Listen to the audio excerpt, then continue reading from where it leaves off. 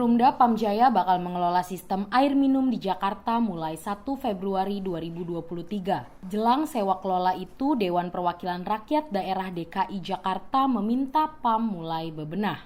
Wakil Ketua Panitia Khusus Pengelolaan Air Minum DPRD DKI Jakarta, Nur Hasan, saat melakukan peninjauan di kantor PT Aetra Jakarta Timur, 9 Agustus 2022 mengatakan, jelang berakhirnya kerjasama Pamjaya dengan Palija dan PT Aetra Air Jakarta itu, Pamjaya perlu segera menyusun rencana matang untuk menekan tingkat kebocoran pipa yang terjadi. Transisi di mana di tahun 2023 di bulan Januari, Aetra dan Palija harus dilepaskan, bahasanya harus. Karena berdasarkan kontrak memang sudah putus.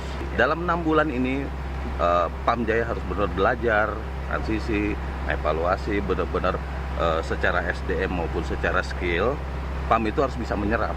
Jangan sampai ketika kick off di tahun 2003 Januari, Pamjaya nggak siap.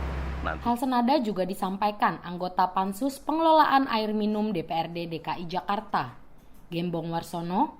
Ia meminta Pamjaya memulai menginventarisir sejumlah permasalahan terkait tingginya tingkat kebocoran pipa, yang saat ini mencapai 48,76% di Palija dan 42,6% di Aetra. Gembong berharap masyarakat bisa mendapat suplai air bersih yang lebih layak jika nanti pengelolaan air minum sudah ditangani sepenuhnya oleh Pamjaya.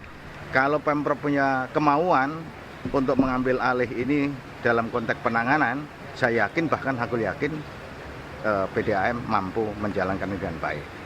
Dan saya punya keyakinan lagi bahwa ke depan justru pelayanan air minum, air bersih menjadi air minum kepada warga masyarakat jauh lebih baik ketika ditangani oleh Pemprov DKI Jakarta melalui PDAM-nya. Saya penambahan.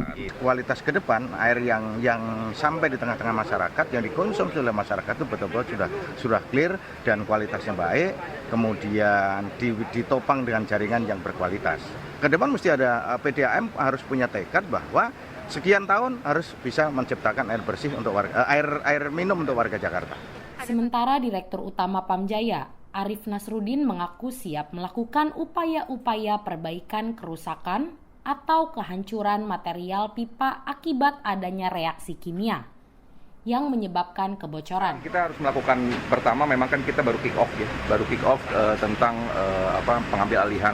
Jadi ada masa transisinya, dan dari kick off itu kita ada proses due diligence, kita inventarisasi dulu semua, pertama aset dan kemudian sampai ke aspek perusahaan. Dari situ baru kemudian kita melakukan analisa kajian.